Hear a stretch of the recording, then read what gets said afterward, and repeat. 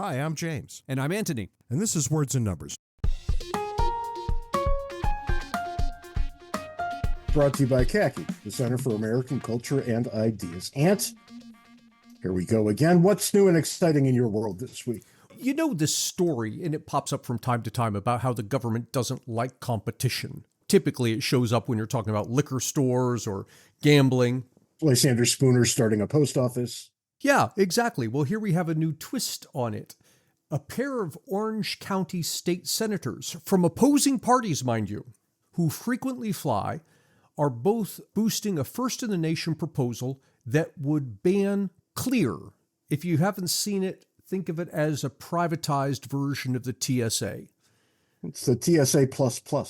Not all airports have it, but if you have Clear at your airport, you go through and you've already been pre-screened and all of this nonsense. And I don't know, you show your eyeball for a retina scan. I don't know what you do. But when you've gone through that thing, person escorts you not to the TSA pre-check line, but to the front of the TSA pre-check line. And this has apparently annoyed these state senators. They say, and I quote, "The least you can expect when you have to go through security at the airport is that you don't suffer the indignity of somebody pushing you out of the way to let the rich person pass you." See, now immediately it's rich person versus poor person, right? It becomes a haves versus have-nots, where those who can afford it jump in front of the rest of us. They even cut in front of TSA pre-boarding pass travelers who have been screened by the TSA. Now, I can tell you immediately, I know what his problem is. His problem is he paid for TSA pre-check and was very happy when it brought him to the front of the line, but somebody else has paid for Clear, which brings him to the front of his line. Now he's mad. What can I say? I don't like the Clear people either when they cut in front of me, but what am I going to do? I'm just a lemming in the line at that point, right? If I'm dealing with airports, I'm happy to get through without a fight. Well, at this point, you can cue the co-opting of your local representatives, because Southwest and Delta jump into the fray saying, no, you can't ban Clear, that this is a service to people and blah, blah, blah. Southwest and Delta both own portions of Clear. And then your airline, American, jumps in and says, absolutely, therefore equality. This Clear business has got to stop. People jump in the line. That's not fair. It's not equitable. Yeah, except American Airlines has its own version of Clear, which their bill would not ban. It seems, Ant, almost as if there's self-interest behind everybody's motives here. How about that? I'd just love for one of them to say, no, this is going to cost us money. Let's do it this way. But everybody has to say about it's egalitarian. It's not fair. I haven't flown for a while. I'll be on a plane later this week getting back on the road. But the wife actually took off a couple of days ago to go to Kansas City. It does seem that the Harrigan luck on American Air is transferable. Oh, no. Because they stranded her in Kansas City and she had to go and buy a $400 one-way ticket from Southwest even to get home. I'm sorry, she bought it from where? What airline is it that got her home? I'm going to choose which flight I'm picking carefully here. So if anybody from American Airlines is listening out there, and I'd appreciate it if you tag them when you tweet out this episode, go yourselves. And for the rest of you, fly my beloved Southwest, where we are all truly equal, except for those of us who paid to get to the front of the line, who are a little more equal than everybody else. The Greyhound of the skies. Have fun with that. Or American, the limousine of the tarmac. That's right. Maybe we get you there, but we'll see. We should be writing ad copy for these companies. Anyway, speaking of bitter disappointments in life, I want to talk about online dating. Oh, this is your quick hit. I'm terribly sorry. I'm not firing on all cylinders today. That's right. Ant's even dumber than usual today. Well, he's laughing like an idiot because he's finally taken pain medication and he sees the wonder of life. Do you have an online dating account yet? No. Your wife doesn't listen to this podcast? Come on. Be online dating is way after my time. Yeah, well, mine too, but I thought maybe you had an Ashley Madison account or some such thing. No. I don't have time for that nonsense. Me neither. But apparently, this is how the young people meet each other now. Any of you young people out there are going to find this quite horrifying. But when Ant and I were young, you met prospective mates, I guess we would have to say, at work, at gatherings of friends and things like this. But, God help the person who shows interest in another human being at work now. You might not only get fired, but arrested. Right. Yep. You got to be real careful, which leaves no options, especially for a gaggle of people who rarely leave the house, right? Young people don't get out much. What are they going to do? How are they going to meet people? Thus, online dating takes off. And admittedly, Ant and I were kind of way behind the curve on that. We rarely paid any attention. And I paid exactly no attention to it until 2 days ago when I found this article about the founder of a dating app called Bumble, which all of you might or might not use. I don't know. But she says the future of online dating is having an AI dating concierge go on dates for you with the concierge of other people. Yep. Your AI avatar will meet their AI avatar.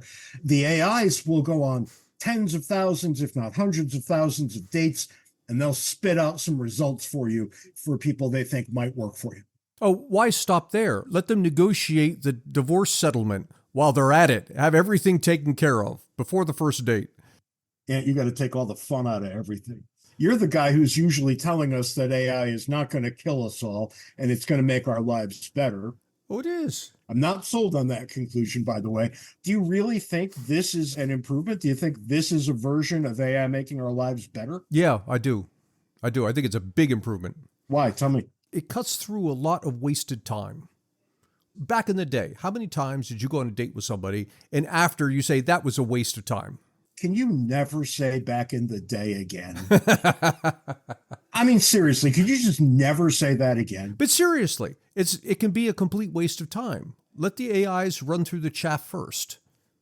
People lie all the time. And in a dating relationship, they lie like nobody's business. But here's the thing. Not only do people lie all the time, they lie to themselves. And when they construct the AI version of themselves, it's going to be, I mean, look, when you go on dates, you're dating that person's representative. You're not dating that person, right? You're dating a construct. Well, what happens when you're dating the construct of a construct?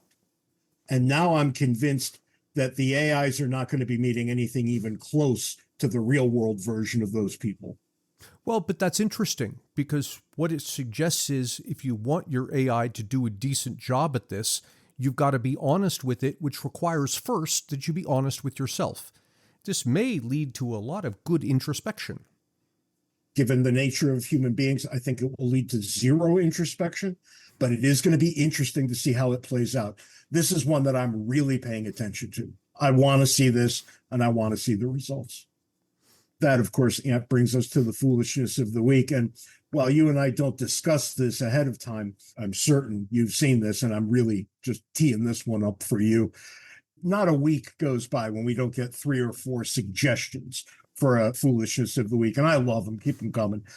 This past week, we must have gotten 40, and they were all exactly the same because Joe Biden's top economic advisor was asked a question about economics on TV, and he rambled incoherently for quite some time, finally bringing people to say something reasonable enough like, who the hell is this guy and what is his training? And we all found out that not only is he not an economist, he's not even close to an economist. At least Robert Reich, as bad as he was, could claim to have done things in the neighborhood of economics. This clown, on the other hand, oh my God, surely you have something you would like to get off your chest about this. Would you like me to read a little bit of his answer to a question? No, just go ahead and read. I haven't heard his answer. Oh, well, here you go. Asked about government printing of money and borrowing of money, he says, well, again, some of the stuff gets some of the language that has the some of the language and concepts are just confusing. I mean, the government definitely prints money and it definitely lends that money, which is why the government definitely prints money and it lends that money by selling bonds. Is that what they do? They they sell bonds. Yeah, they sell bonds, right? Since they sell bonds and people buy the bonds and lend them the money, yeah. So a lot of times, at least to my ear with MMT, the language and the concepts can be kind of unnecessarily confusing. But there is no question that the government prints money and then uses that money to yeah, I guess I can't really take, I don't get it. Oh my God! You're sure you're not reading like from the script of Idiocracy? I'm going to include a clip to this video in the show notes so people can watch it in all of its springtime glory. For the record here, the only thing I heard him say definitively, actually, perhaps it's the only complete sentence he uttered, is the government prints money. And that's incorrect. This guy, Ant, is the chief economic advisor to the President of the United States of America. That's astounding. Astounding is the wrong word for this. This is the top economic advisor. Forget about him answering the question correctly, incorrectly, or sidestepping it. The one fact he managed to utter was incorrect. Do tell. That the government prints money. The government doesn't print money. The government prints money. I mean, come on. Well, it doesn't. Any economist will tell you that. The Federal Reserve prints money. I'm going to give him a pass on that one. Given how bad all the rest of that was, I'm not going to take issue with that. I mean, this is just dreadful. And we're to believe that the Biden economy is so strong because of Joe Biden? Well, this is the guy whispering in his ear? Yeah. And even Biden last week started admitting finally to the voters. I mean, essentially, he had been saying, who you going to believe, me or your own lying eyes? When people would say, Joe, the economy's not that great. And he'd say, no, it's wonderful. Well, with the election just a few months down the road, he can't really get away with that nonsense anymore. So he's finally started to say things like, well, I think it's fair that the American people are questioning the economy. Here's the thing I don't understand.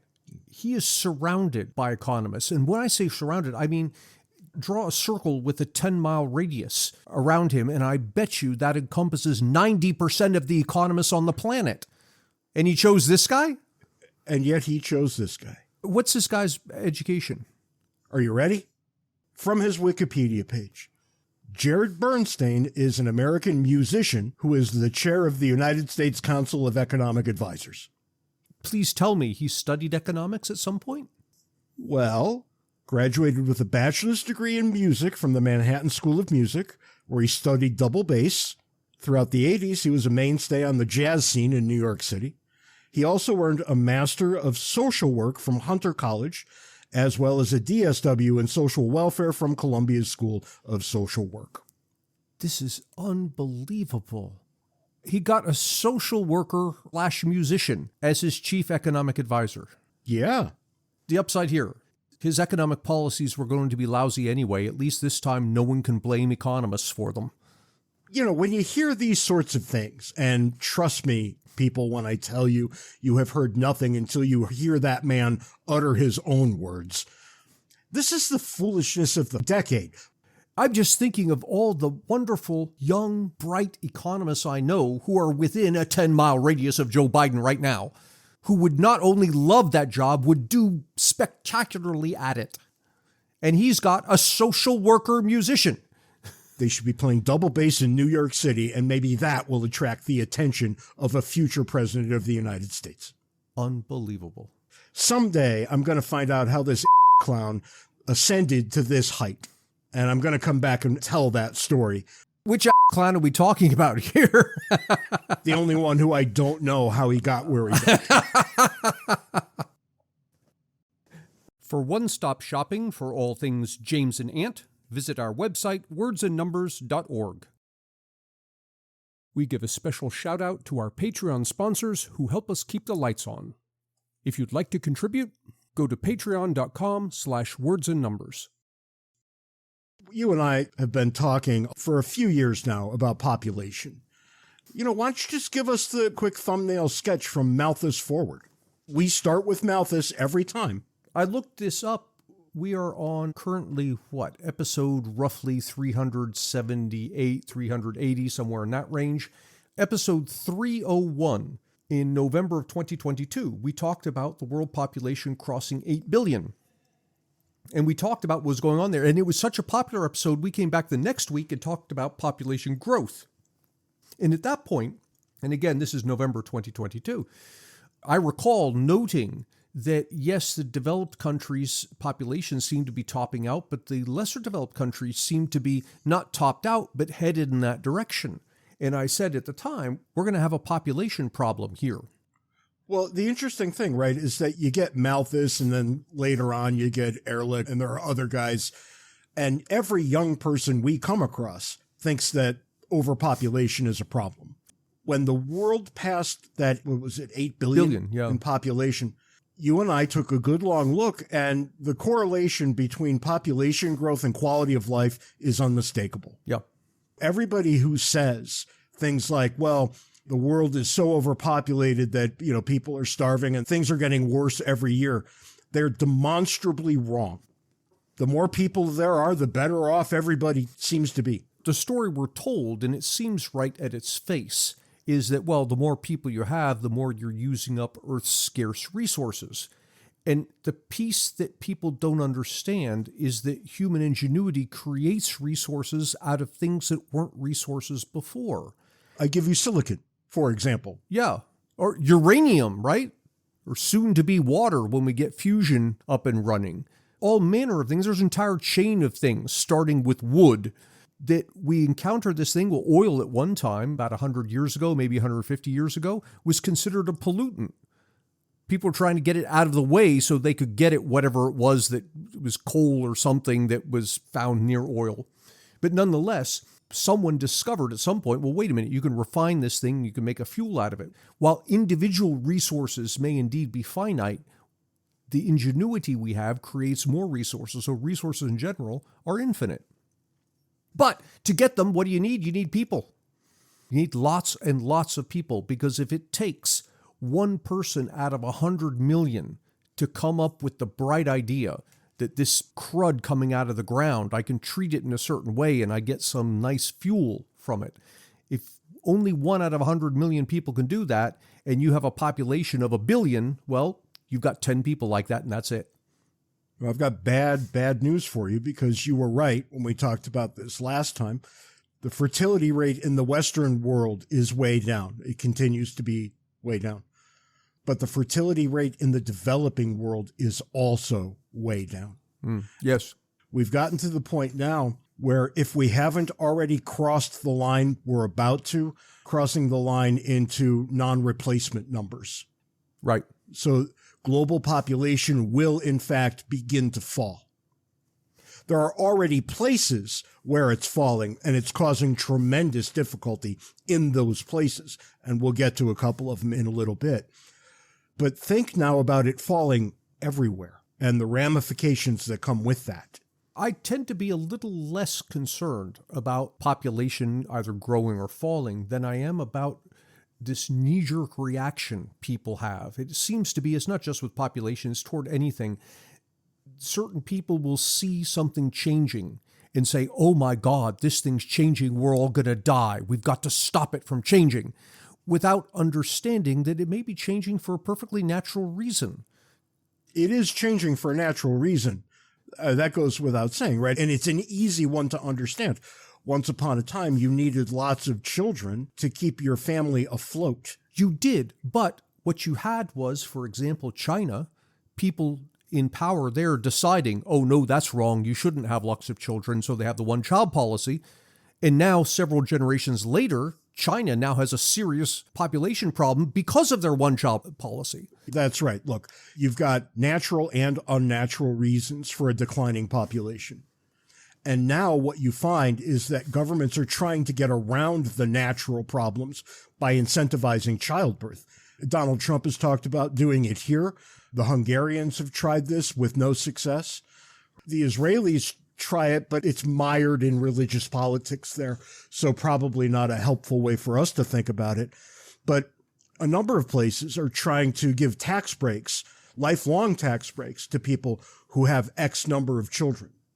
So they're trying to find a monetary incentive to get more children out of people who wouldn't otherwise have them. Why won't they otherwise have them? Because they don't have an incentive to have them. Generally speaking, human beings want to have families. It's a natural urge. Now, once you satisfy that urge with a child or two children, the desire to have more just seems to disappear. It used to be the case that if you had a farm, say, you probably wanted to have 8 or 9 children. Yeah, you had to. But when you move to the city and you're dealing with wage labor and things like this, why on earth would you need children? Mm-hmm. Now you have children because you want them. And do you want to have a lot of them? And very few people do.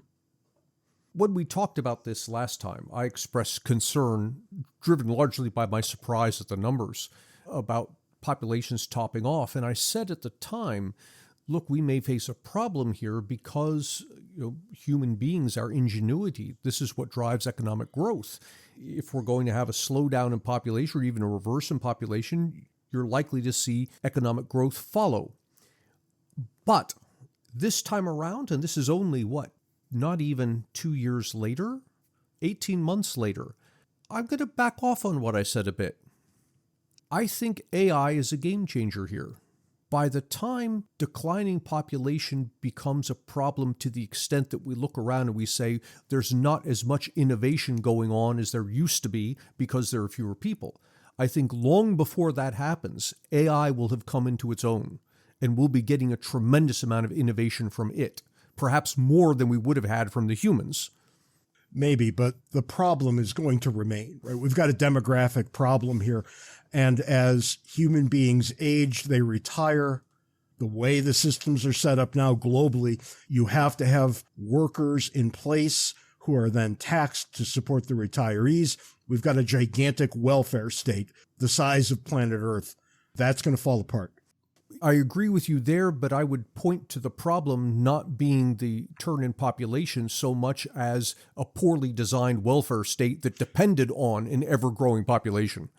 I'm not even going to bother getting into that. I think that goes without saying. But the problem that we're left with now is just a simple math problem. Yep. There are too many people on top of a pyramid and not enough people at the bottom supporting them. A Ponzi scheme lasts as long as there are more people at the bottom coming in than there are people at the top sucking out. We just turned that point. We passed the break-even point of number of workers to retirees. I think we passed it in 2020. If only we had a trust fund. Right. Yeah. Out there. Invested in something that earned more than 4%. And look, we have the greatest economy on the face of the planet, and we have no answer to this problem. What do you think the Chinese are up against right now? They are at the edge of a demographic cliff that could end their country. In their case, they're going off the edge of a cliff that's, 4 times higher than ours. China as we know it might not exist in our lifetime because of what's happening there right now. Non-crazy people are predicting that for China. They've got the natural demographic problem that they then compounded with their one-child policy. They have generations in their country that didn't have enough children to continue a Ponzi scheme. And the Ponzi scheme in a communist nation is far more egregious than the Ponzi scheme in the United States. And then what's going to happen globally, especially in what we used to call the third world, developing nations, who were really looking for all the world like they were getting where we really were hoping they were getting. And now all of a sudden, due to this shift in demographics, might never. I have a related question. I was taking notes on this article you sent, and maturation occurred to me as a question. Is it possible that this thing that we seem to be experiencing in this country, people tend to be maturing at a later and later age? I don't mean physically, but emotionally, mentally, psychically. I think you can go even further than what you just said, right? Because what you said is undoubtedly true of young people. What we once expected of 18-year-olds, we now seem to expect of about 26-year-olds. Right. And so my question is this related? But it's gotten worse, right? Because at the top, where older people sit, Well, retirement that used to happen at age 60 is now happening at age 72. The entire thing is getting pushed forward. And I think it gets pushed forward the longer we live, the differently we look at the stages of life. The whole thing reminded me this week on Facebook. I was reading some post, I can't remember who put it, but some teacher who was asking the students to describe their founding fathers, the old white guys, what were they like? The students were astounded to find that they were all pretty much in their 20s, early 30s. Thomas Jefferson was like 24 when he wrote the Declaration. Can you imagine a 24-year-old today? Anybody who's out there typing, he was 33. Oh, was he really? Slow down. No hate mail. But nonetheless. They were young. Nonetheless. They were young. Yeah. I think when you look at the founding generation, Washington was a little older, Ben Franklin was much older, and everybody else mostly in their 30s. Mm-hmm. And that's not what we get now. Someone in their 30s today, they've just left the launch ramp of their careers. Yeah, that's right. But look, when we were young, when you and I were children, if you were 60 years old, you were at the tail end of your expected lifespan if you came up where I grew up. Mm-hmm. You were retiring and you were probably hobbling about with a cane. Most 60-year-olds now are out riding bicycles, and they've got 10 more years before they even think about retiring.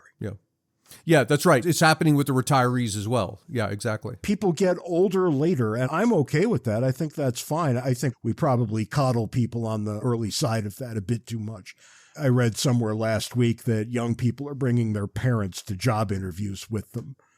I believe it. In my last semester of teaching, so this past December, I had some student who never showed up for class, the whole thing, he fails the class, whatever it is. I get an email from his mother wanting to know the details. When I was teaching, parents would come to my office. Astounding. It is astounding, but when people are considered children for 1/3 of their lives, I guess you have to expect this. Yeah, they'll act accordingly. Right. Yeah. They will. We've got a real global problem here. It's a problem of our own making. We decided we were going to have these gigantic welfare states that were predicated on growing populations. Well, now we've got populations that are no longer growing, and anybody of average intelligence should be able to see this problem coming from a mile away.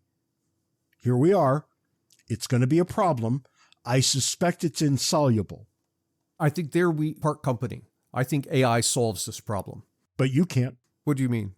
You're an economist. This is an economic problem. You could look at this and say, well, I've got no solution to this. Yeah, but see, here's the problem. To say I have a solution is to say that I believe that this is not a dynamic system, that I can indeed control it, I can make it better. And I don't think that's the case. And there are problems and there are solutions. And I'm here to tell you this problem does not have one. With the exception of China, this problem has not been imposed. It's been a natural reaction. It's an emergent phenomenon. It's nonetheless a problem. And given that the system is grafted on to the demographics, well, you're going to have to adjust. And there's only two ways to adjust. You're going to have to raise taxes or lower benefits or both. Yeah, if you're talking about the problem of the social welfare state, yeah, I agree with you. There is no solution. The social welfare system as we know it will collapse. Yeah, I think you're right there. And you and I have many times described a solution, but the solution involved winding the thing down. So the only solutions I can think of are solutions that bring us to a soft landing, getting rid of the social welfare state.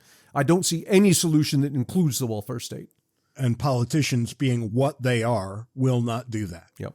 They'll wait until they're at the very precipice of collapse, and then they'll say, oh my God, what will we do? And by then it'll be too late. Yep. And all of this happened because population grew, and it grew exponentially for a long time. And people predicted when it grew that starvation would be the result, and it wasn't. And the more people we added, the better off our lives got. And now we've just started a decline in population. That decline is probably going to continue and then accelerate. And our lifestyles will be absolutely uprooted. We will live worse lives moving forward than we did as population increased. There we part company. Why? Because I think AI fills the gap. That to me is miraculous thinking.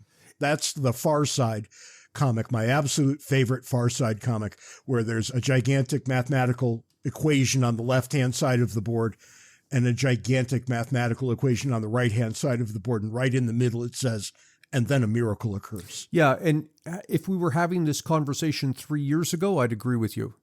But given what I have observed with AI over the past 2 years, I'm confident it's going to fill the gap. I have tried to use AI repeatedly over the past year. I have never gotten any usable output from it. I use it frequently and often get usable output from it. Sometimes I get nonsense.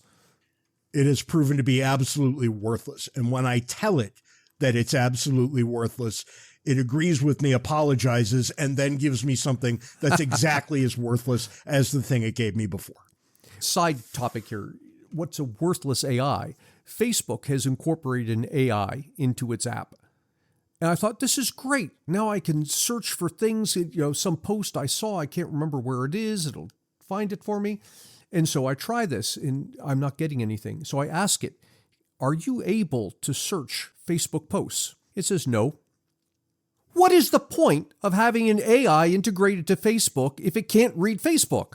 I'm guessing it might have something to do with advertising. Right. In that case, why don't even leave it for me to ask it questions. Just let it monitor me.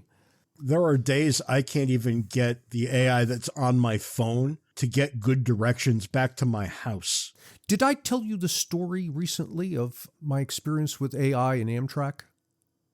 It seems that I interacted with what I think is this new version of ChatGPT that's to come out this summer.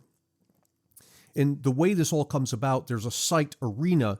If you're a developer, you can put your nascent AI there and people can test it out. And the way they test it out is you pose a question and your question is randomly assigned to two AIs. And then you pick as the human which answer is better, right? And so the AI that's giving the better answer comes to the top. And there's this question that I've long wanted the answer to, and the answer isn't out there on Google. I know I've Googled this. I want to know Amtrak Sunset Limited, which is the longest running line of Amtrak. It loses a ton of money. I was using it in an example of government waste. How many congressional districts does it pass through? We have talked about this and how difficult it is to get an answer to that question. We have. And ever since AIs have become available, I put this question to them, every single one of them. And the best that's happened is ChatGPT 4 said, I don't know, but if you go get an Amtrak map and you go get a congressional district map and you overlay them, you can count. I said, well, thank you very much. I knew that before I showed up. Ain't that helpful? Anyway, go back to this Arena site where I posed the question. And one of the bots came back and gave me the answer. How many? He said 17. I would have guessed more. I knew the answer because I got the maps and overlaid them and counted. And I said, check your work. Are you counting the congressional districts in which the Sunset Limited has stops, or are you counting all of the districts it passes through regardless of whether it stops? And it comes back and it says, oh no, where I'm counting the ones in which it stops, but if you count the ones in which it passes through also, the answer's 35. That is the correct answer. The thing found the answer. But it did get it wrong at first. Well, yeah, and I'll chalk that up to it not understanding my question correctly. But nonetheless, the fact that it was able to do this as opposed to simply saying, go find the map and count it yourself, was astounding to me. I think that we've got real problems ahead of us. And when I say we, I mean the human race more broadly. Every country is going to have this exact same problem. It's a natural problem. It's not one that we can choose not to have. Right? We can choose not to make it worse like the Chinese did. Obviously, some countries are going to try to make it better by incentivizing childbirth. Of course, that will just add to the tax problem. They're making a choice, right?